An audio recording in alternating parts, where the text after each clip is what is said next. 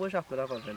আপনি শুধু একটা যদি পারেন একটা সেলফি নেন আমার যথেষ্ট। তো ফেসটা কিন্তু তোমার অনেক সুন্দর আসতেছে, কেননা সেভ করছো, আর এমনিতেও তোমার শরীরের রং ফর্সা। যাই হোক আমি যাই বলি হোক, আপনাকে তো অনেকদিন এই যাবৎ বিষয়টা মিডিয়া একদমই জগতে ছিলা, তো না না এখন বর্তমান তোমার প্ল্যান কি বা ভবিষ্যতে কি প্ল্যান? তো আজকে এই সরিষার মাঝে আমরা তোমাকে পেয়ে বা একটু সময় দিতে পারি, অনেক ভালো লাগছে। তো তোমার ও পাশাপাশি যখনই থাকি, যদিও বলা হয় তো ক্যামেরার সামনে কথাটা আরও সুন্দর বা মনের কথাটা বেরিয়ে আসতে পারে, মূলত এটাই উদ্দেশ্যে তোমার সামনের ভবিষ্যৎ।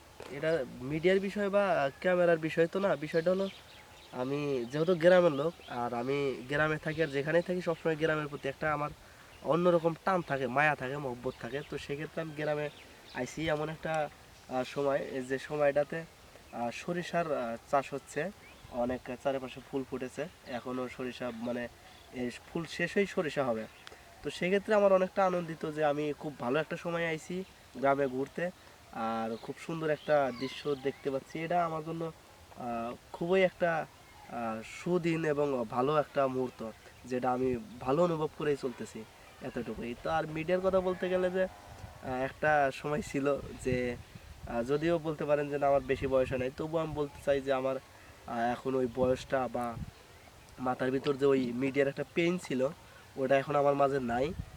আমি আসলে এটার থেকে অনেক দূরে আছি বর্তমানে, আর দূরেই থাকতে চাই। কারণ সবেক দ্বারা সব কিছু হয় না, এটা শুধু আমি না, সবাই জানে। আমার দ্বারা হয়তো মিডিয়ার কোনো কিছু হয় নাই, যদিও মিডিয়ার ভিতরে আমার কেউ কখনো পাইবে না, হয়তো দুই একটা ভিডিওতে পাইবে, কারণ আমার কাজ ছিল ভিডিও করে এডিট করা।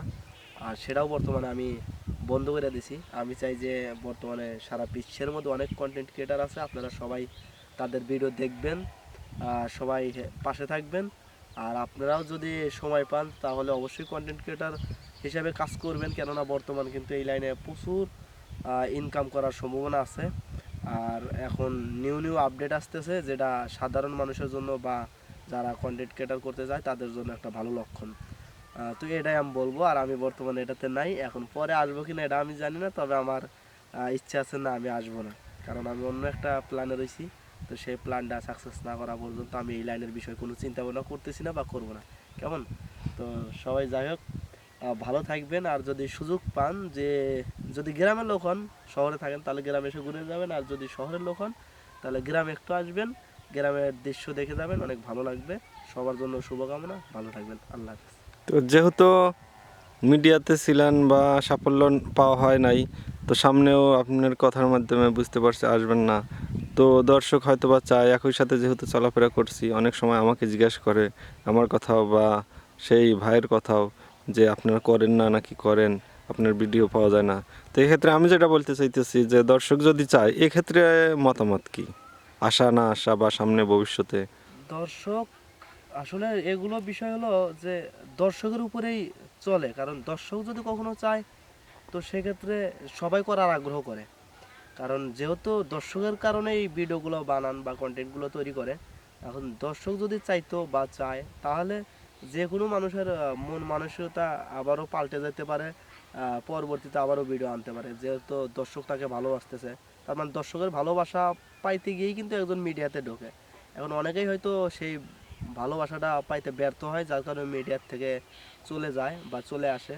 তো এরকমই একটা অবস্থা ধরা চলে আমার। তো সেক্ষেত্রে আমি আর নাই, বা আমি দর্শকের ভালোবাসা পাওয়ার আহ, যে ইটা ওইটা চেষ্টা করেছি, কিন্তু সফলতা অর্জন করতে পারি নাই।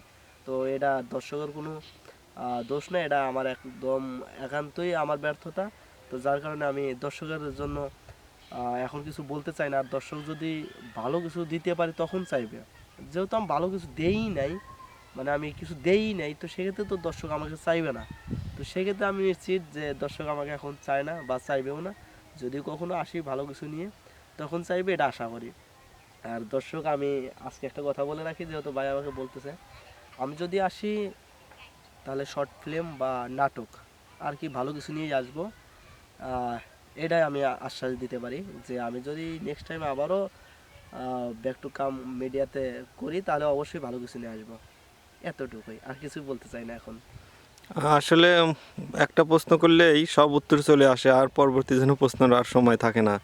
তো এত টাইম আমাদের সাথে সময় দেওয়ার জন্য অনেক অনেক ধন্যবাদ জানাই, যেহেতু একজন মিডিয়া জগতের একজন অভিজ্ঞতা সম্পন্ন মানুষ, আমাদের সাথে সময় দেওয়ার জন্য অনেক অনেক ধন্যবাদ জানাই। ধন্যবাদ আপনাকে।